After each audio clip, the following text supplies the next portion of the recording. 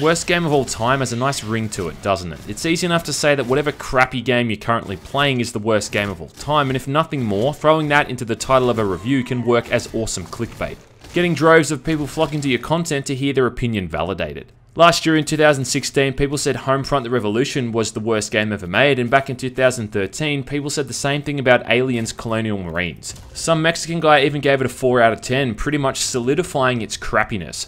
Released in 2013 and developed by Gearbox, among other people, it was lauded as a huge disappointment for the Aliens franchise and just a huge letdown for FPS games in general. I can remember following the game back when it was first announced for the PlayStation 2 and having wet dreams in anticipation. And then it came out. Was it amazing? No. But was it the worst game of all time? Well, no, not really. But yeah, it was a bit of a disappointment. I'm not sure if it was such a disappointment that I'd want to take out a lawsuit against false advertising. If you do that, you'd have to sue every single developer that shows off their games at E3.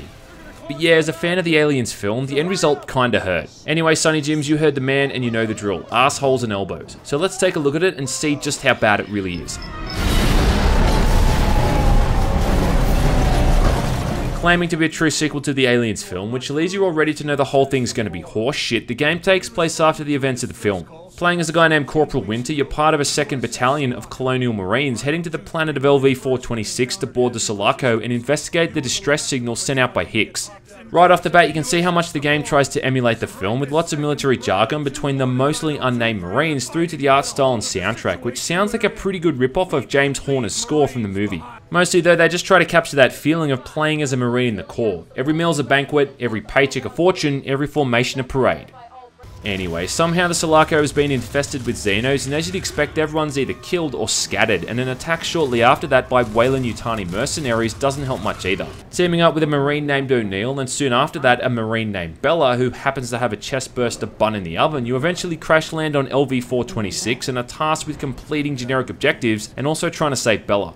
Colonial Marines runs on the Unreal 3 engine, and whilst it's not amazing, it does have some half-decent looking areas, which have done a pretty good job of recreating the feel of the second film. It's also got that level that we get in every Aliens game, you know the one I'm talking about, where you're inside a derelict ship and come across the pilot. Yeah, that level. One thing I can get behind is how the plot works off the notion that Hicks actually didn't die in the 3rd film and somehow got stranded on LV-426. I might not like the rest of the story, but I can appreciate this, as killing him off in Alien 3 was a massive slap in the face.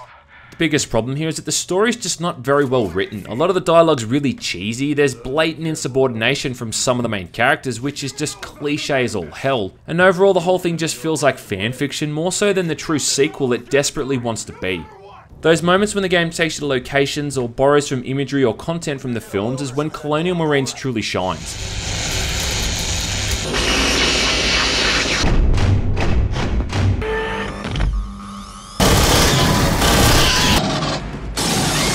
Walking through the corridors of the LV-426 colony and seeing rooms looking identical to how they did in the movie makes for pure nerdgasms. And having Lance Henriksen returning to voice yet another Bishop unit is also pretty cool as well.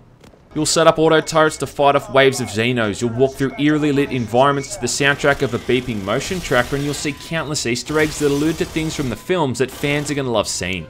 One thing I believe is abundantly important when talking about Colonial Marines is to clarify what version of the game you're playing. Now, let's not mince words. When the game was originally released, it had a lot of issues, one of them being the difficulty or the lack thereof. On launch, you could quite literally run through entire levels avoiding the aliens entirely, who couldn't keep up with you to save their lives. Likewise, in gunfights against the Weyland-Yutani mercs, there was very little difficulty because of the simplicity of the AI. Lots of people complained about this when the game was originally released, which is fair enough, and it seems that Gearbox have listened to all those complaints because Colonial Marines is now a lot more challenging.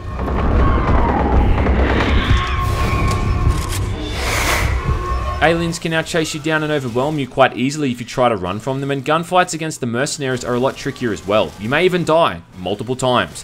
These are positive changes. I remember a lot of people complaining about the sections where you had to fight the Weyland-Yutani mercs, something that always bothered me a little bit. I mean, Weyland-Yutani is in actuality more of the villain than the Xenomorphs are.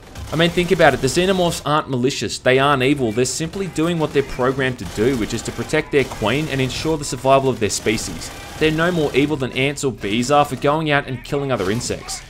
Weyland-Yutani, on the other hand, are trying to control and exploit the Xenos for financial gain, not really giving two shits about who they harm in the process. Like Ripley said, you don't see the aliens fucking each other over for a goddamn percentage. They're as pivotal to the story as the aliens are, and if nothing else, fighting the mercs offers up a brief respite from shooting waves and waves of Xenos. Speaking of which, Colonial Marines does a half-decent job at trying to extend the player's weaponry outside of those guns we've only seen in the films. As you'd expect, you've got the pulse rifle, the smart gun, and a few different pistols. There's a pump-action shotgun for close encounters and an automatic shotgun as well, both of which are kinda terrible. New inclusions are the battle rifle, the assault rifle, and the submachine gun, all of which are pretty damn lackluster due to some wimpy sound effects when firing them. And to keep the fan service meter in the red, there's some unique weapons ripped straight from the film. You get Vasquez's smart gun, Lieutenant Gorman's pistol, and the flamethrower / pulse rifle combo that Ripley uses during the finale where she heads off to rescue Newt from the alien hive. Feeding into the game's leveling up mechanic is the arsenal upgrade screen where you can modify all of these weapons to improve their rate of fire, the firepower, accuracy, and all that shit. It is pretty stock standard, and it is a bit weird seeing a laser or reflex sight on a pulse rifle. It just seems out of place. Strangely too, there's a 3-weapon limit. You can hold 2 primary weapons and a sidearm, though you can swap out any of these weapons at any time by bringing up a weapon wheel. So to include a 2-weapon limit but allow you to access every available gun at the press of a button just seems like an odd design choice. But that's an odd design choice in a sea of odd design choices, a sea where I'm constantly drowning.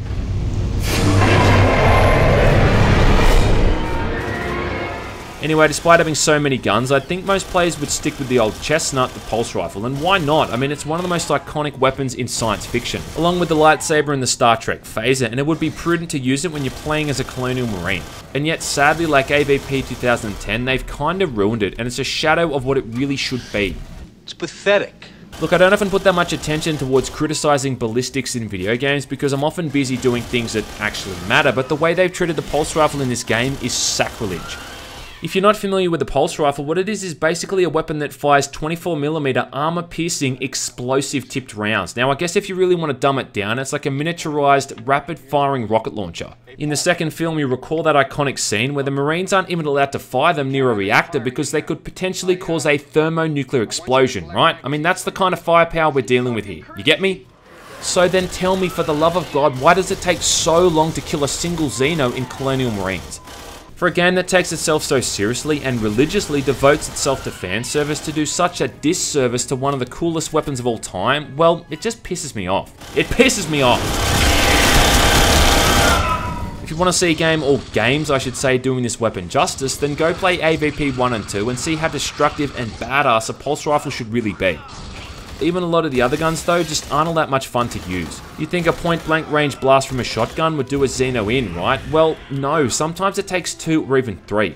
The other various rifles available to the player just don't seem all that powerful when you're firing them, making the shooting feel a little bit underwhelming. Thankfully though, they've at least done the smart gun justice, and the 2 times you get to actually use it in the entire game are totally kick-ass. The only issue is that it runs out of ammo way too quickly and you can't top it up, but as Hicks said, fire in short controlled bursts.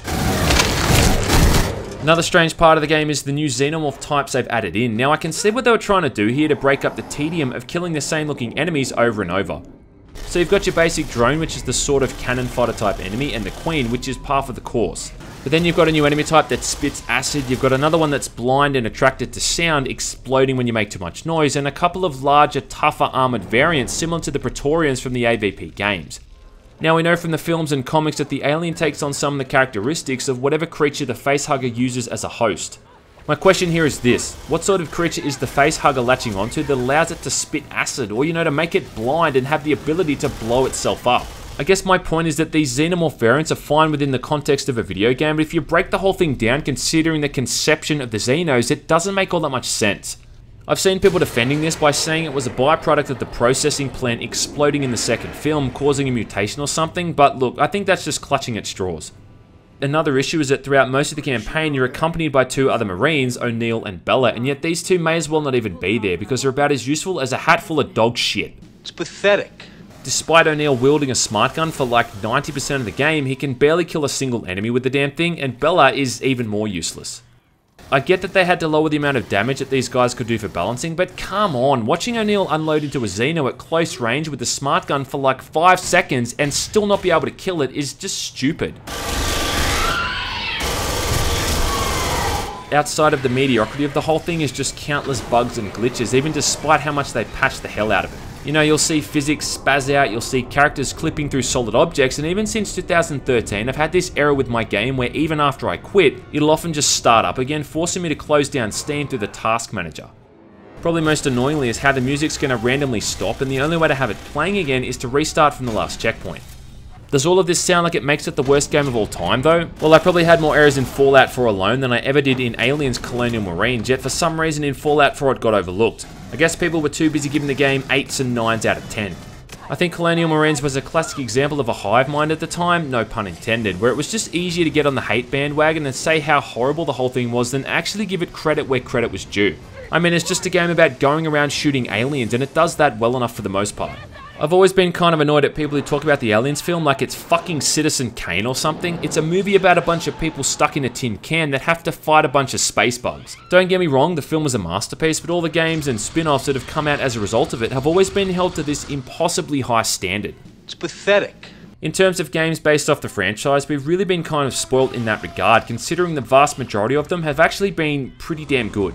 Personally, I think Alien 3 on the Sega Genesis is the worst Alien game ever made. I mean, how fun is it going around a maze, having to rescue a bunch of people in a time limit and getting knocked on your ass every time an alien hits you because of input delay? The answer to that is not very much. So look, I'd say if you're a fan of the Aliens films, give Colonial Marines a go. It's got this stigma attached to it now because of how notorious it was when it was first released, but it's really not as bad as people make it out to be. Sadly, the multiplayer is dead as a doornail, and the only way to get a co-op game going anymore is if you know someone who has a copy of the game. But if you see it on sale for like $5 or $6, I'd say try it out. I'll guarantee you'll mostly have an okay time. Mostly. That's it, man. Game over, man. It's game over.